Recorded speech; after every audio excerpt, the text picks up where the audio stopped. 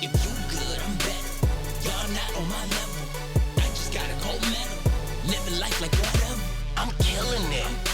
It ain't about you, it's about me. I'm so fresh and so clean. I'm the best thing that you ever seen. 'Cause I'm killing it. I'm great. I'm killing it. I'm awesome. I'm killing it.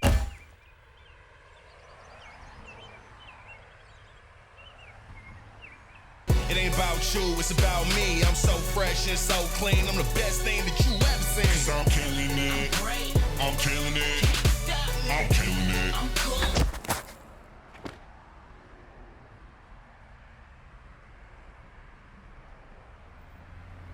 If you good, I'm better.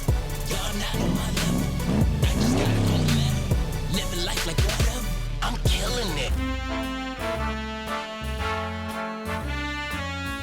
I'm killing it. Great. I'm killing it.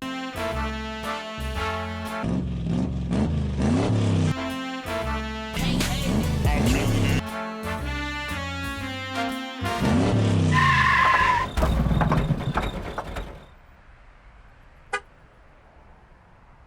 I'm killing it. I'm awesome. I'm killing it. Stop me. I'm killing it. I'm cool. I'm killing it. Hey, hey. I'm killing it. I'm winning. I'm killing it. I'm great.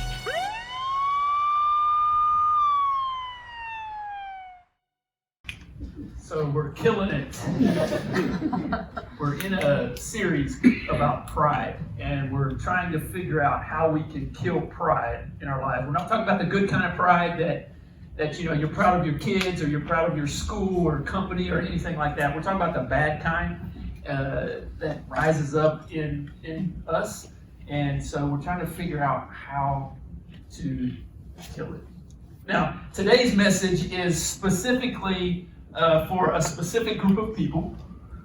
It's for those of you who are what Andy Stanley calls 3P people. 3P people. The first P stands for power. Those of you who have a certain amount of power in your life, you lead somebody in your life. You lead a company, you lead a division, you lead a team, whatever it is. There's some people in your life that they look up to you because you're the boss, right? And so you have some kind of power in your life. And so for those of you who that's the first P. The second P is prestige, right? For those of you who have a little bit of prestige in your life, you've got some people who admire you or respect you on a certain level, right? And so you have prestige. And then the third P is possessions. You have attained at least a few things in your life. You have a few toys and fun things, right? And so 3P people have all three of these. They have power, prestige, and possessions. And so today's message is specifically for you. Now, for 3P people, it's no good denying that you're a 3P person if you are.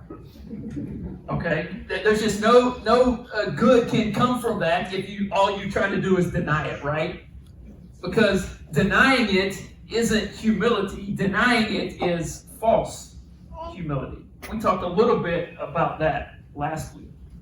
That there's this sense of, no, I'm not that, when you really, in fact, are. And so if you're trying to deny the fact that you're a 3P person, then perhaps you need to just take that into consideration. Now, for others of you, you're thinking, well, hey, I don't have to pay attention today because I'm not that way, and I'm not even false humility. I'm just not a 3P person. Let me just say this, if that's your thought process at the moment.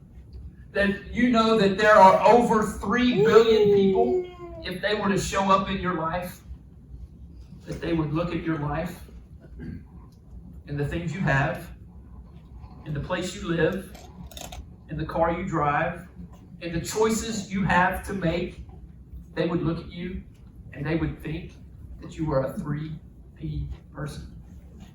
If you were to go and drop into their life, right, go and jump into their life, you would look at their life circumstances and the places that they live, and that they don't have something to drive, and that they don't really have a choice as to what they eat. If they eat, there are over 3 billion people that would be the case for you. And so as you drop into their life, you realize, maybe I do have more than I realize. Well, when I was in college, I was on a mission trip to South Africa, and we would was on a basketball team, and we would go into different underprivileged communities, and we would go in there and we would teach basketball and try to build some relationships and lots of different things. But when I would get there, they would say, "Oh, you're an American. You must be rich." I'm like, "I'm not rich. I'm a college student."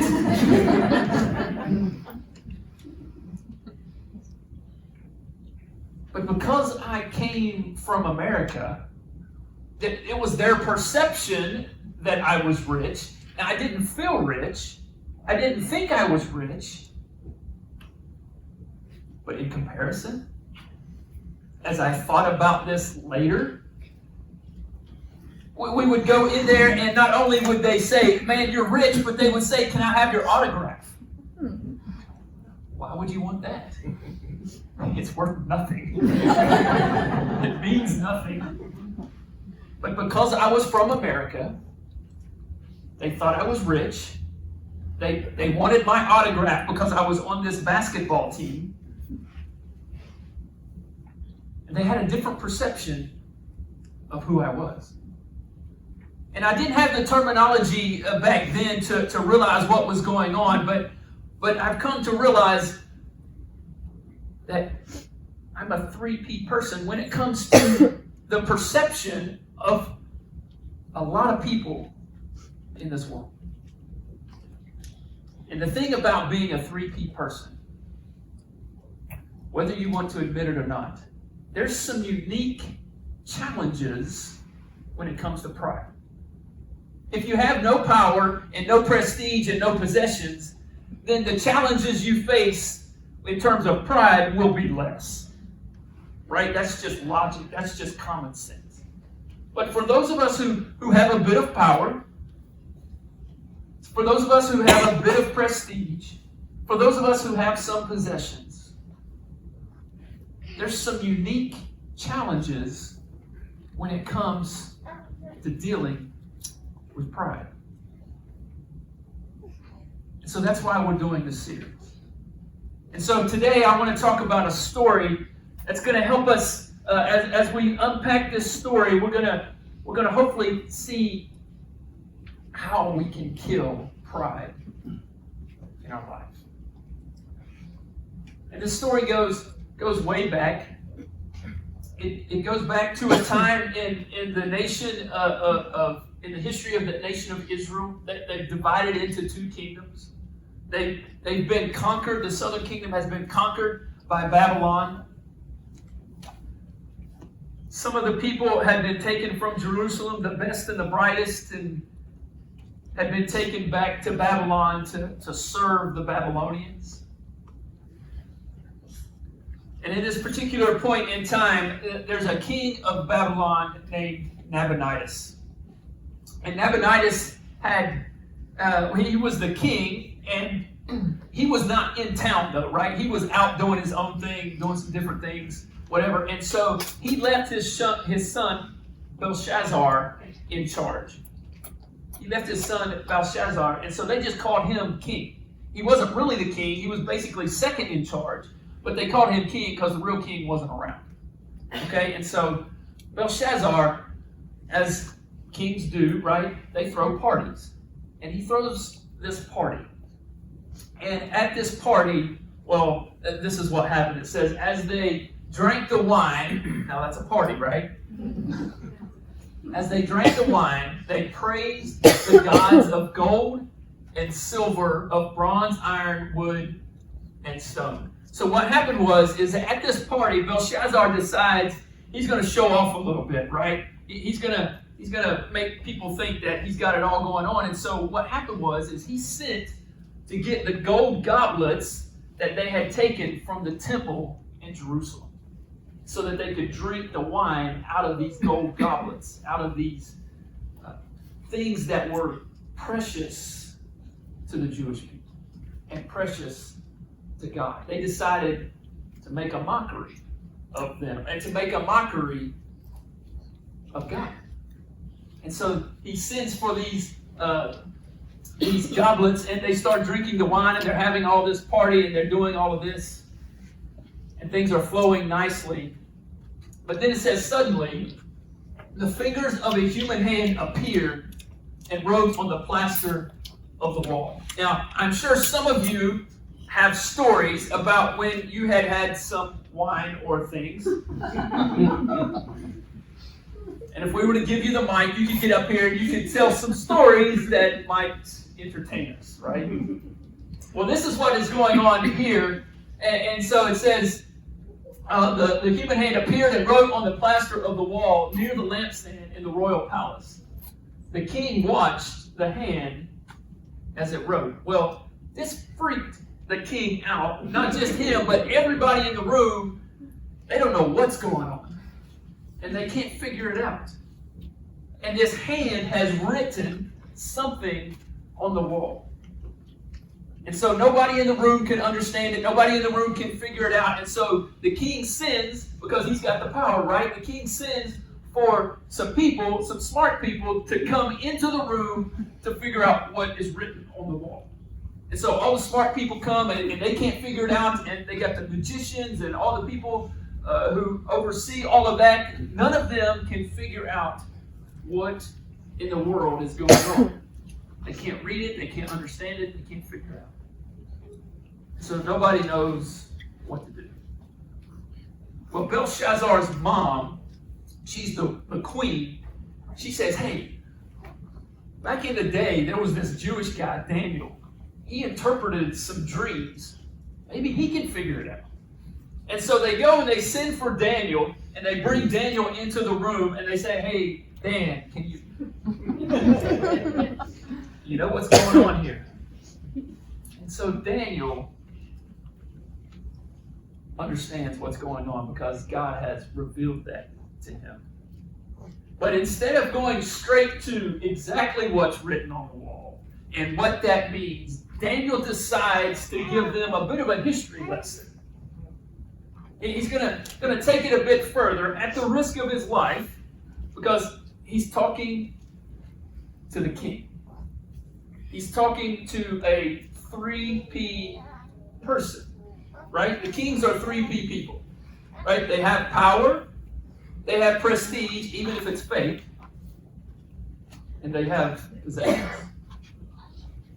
So this is what Daniel says. He says, Your Majesty, the Most High God gave your father Nebuchadnezzar. Now, this wasn't his father, this was actually his grandfather. But in that day and time, they would say father and grandfather back and forth. And so this Nebuchadnezzar was his grandfather. It says, God gave your father Nebuchadnezzar sovereignty and greatness and glory and splendor. He says, God gave it to him. God gave him the 3 Ps, if you will. God gave him power. He gave him prestige. He gave him possessions. In other words, when God gives him this, when God gives us this, it's a stewardship. We're to steward that which God has given us. We're to steward our power. We're to be a good steward of our prestige. We're to be a good steward of our possessions. And because God has given it to him and to us, he says we should be good stewards, and it's temporary. It's temporary. And so that's what he says. He says, because of the high position he gave him, All the nations and peoples of every language dreaded and feared him. Those the king wanted to put to death, he put to death. Those he wanted to spare, he spared. Those he wanted to promote, he promoted. And those he wanted to humble, he humbled. In other words, Nebuchadnezzar was a powerful man. It says, but when his heart became arrogant and hardened with pride. You see, Nebuchadnezzar let all of that go to his head.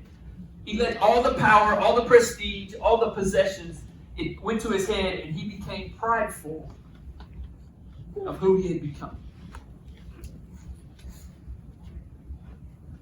And so when that happened, he became arrogant, he became prideful, and he was deposed from his royal throne and stripped of his glory. If you go back and read the story of Nebuchadnezzar, that's exactly what happened. When he became arrogant and prideful, he came down with a mental illness. And this mental illness was such a hold on him that he was unable to perform the duties of king. It was so severe. And so he was basically removed from acting as king for a period of time. It says until something happened. He was removed from that. It was taken from him because he had become arrogant and prideful. And that can happen to us too. If we're given a measure of power, a measure of possessions, a measure of prestige, and if we let it get to our heads, if we become arrogant and prideful and it rises up in us, it can be removed. It says, until he acknowledged that the Most High God is sovereign over all kingdoms on earth and sets over them anyone he wishes. Nebuchadnezzar was removed from acting king, removed from power, removed from prestige, removed from possession, until he acknowledged that God is sovereign over all kingdoms on earth, and that God sets over them anyone he wishes. He acknowledged that, and then the mental illness is removed from him, and he is restored to being king. That's what happened.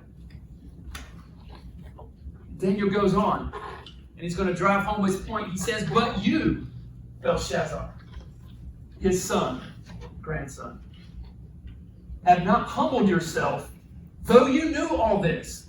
Like, he knew that Belshazzar knew the whole story. He had heard of his grandfather and everything that had happened. And he knew that when he became arrogant and he became prideful, that was removed from him.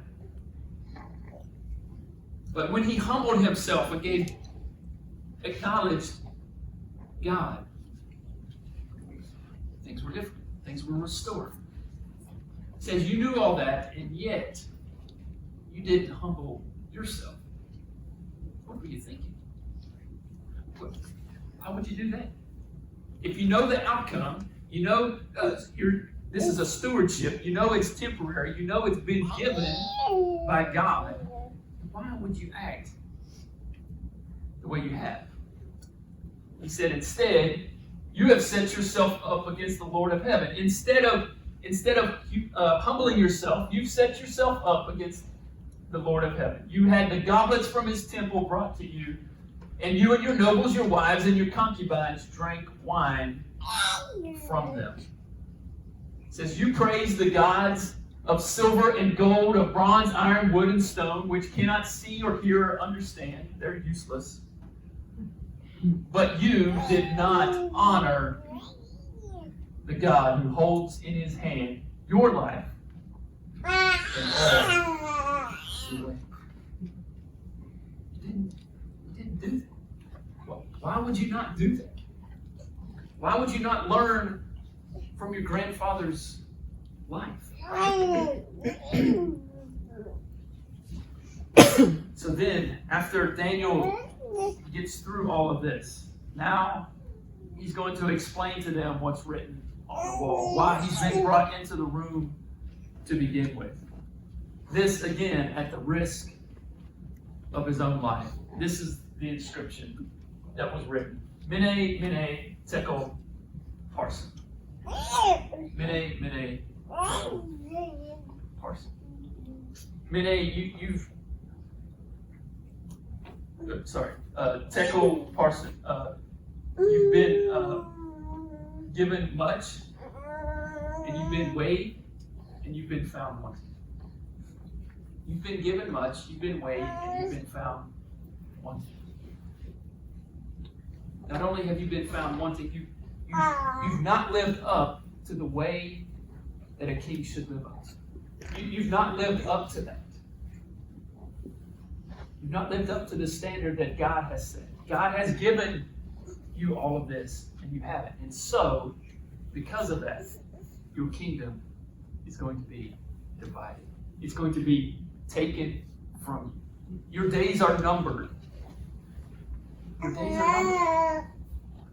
You've been found wanting, and your kingdom is going to be divided. And that very night, he was executed. And the Babylonians were overthrown. Because he refused. He refused to honor and realize that God is sovereign over all kingdoms on earth and sets over them anyone he wishes. That it's God who put the king in place in the first place. It's God who gave him the 3 P's. It's God who gave him the power, the prestige, and the possessions. And so that's for us too. This is a lot. This is an insight that he failed to realize, and it cost him. Let's not let it cost us. Let's learn from this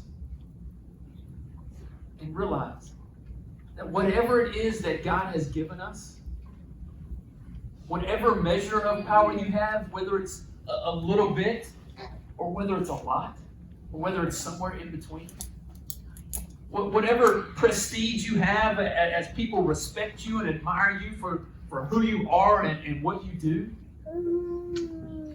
realize that it's God who's put you in that position. It's God who's given you that. Our possessions that we have, whether we look around and we think, well, we don't have as much as that guy. For us to realize that whatever it is that we have comes from God. That God is sovereign over everything. And so we have a decision to make. We can look at our things, we can look at our 3 P's, and we can well up with pride. We can become arrogant. We can think it's all about us and because of the things that we've done.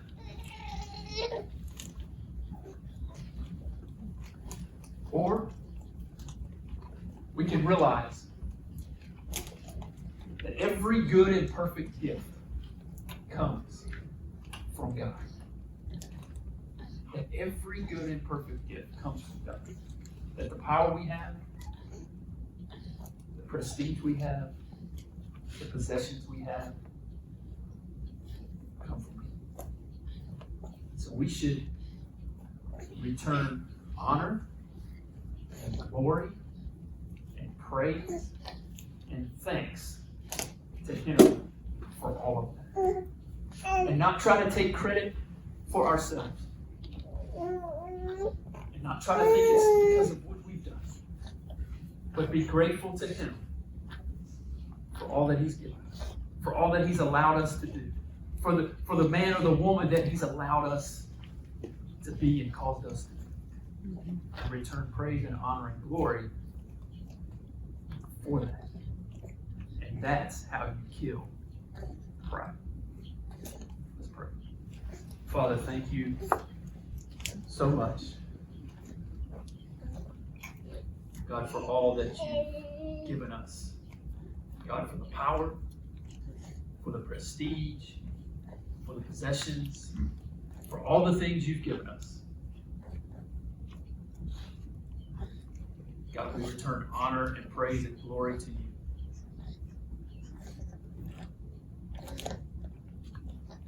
And God, in those moments when we start to think that it's something we've done, when arrogance and pride start to well up inside of us, God, help us to remember this thought, that it all comes from you.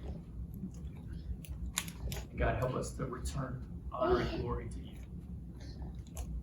that you might help us to kill pride in our lives.